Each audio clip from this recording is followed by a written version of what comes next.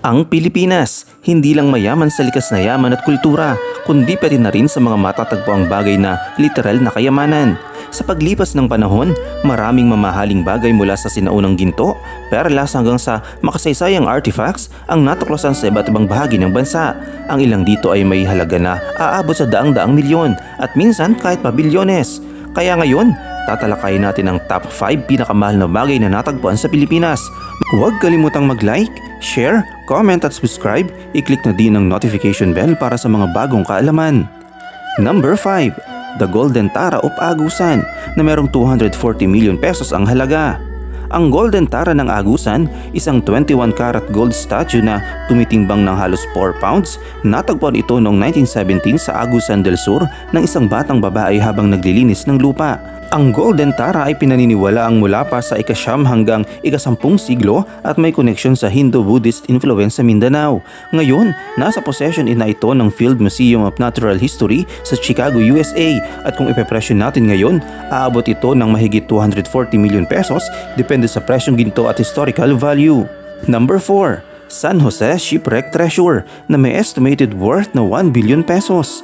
Ang San Jose Shipwreck Treasure, ang galyon na ito ay lumubog noong 1600 sa karagatan malapit sa Batangas. Bitbit ang pinapakaraming ginto, pilak at iba pang mahalagang cargo mula sa Mexico papuntang Pilipinas.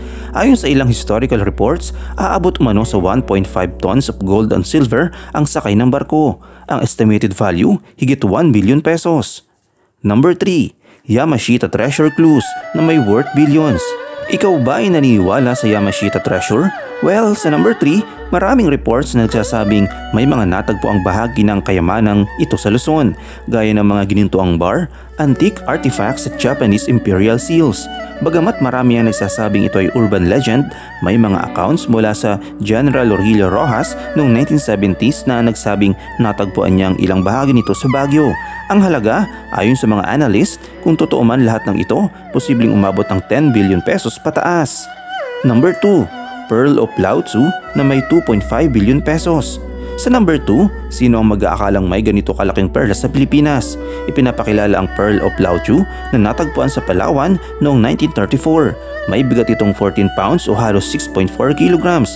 Ipinangalan ito mula sa Chinese philosopher na si Lao Tzu at itinuturing na pinakamalaking natural pearl sa buong mundo.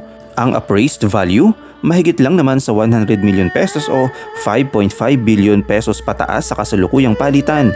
Pero dahil sa legality issues, conservative estimate ay nasa 2.5 billion pesos. At number 1, ang Balanggiga Bells na historical value ay priceless.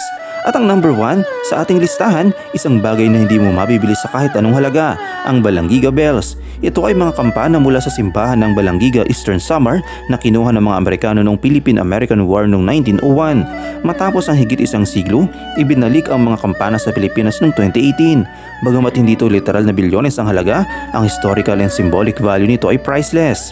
I-click ang notification bell, huwag kalimutang i-like, mag-subscribe sa Kaalaman Studios para sa mga bago pang kaalaman.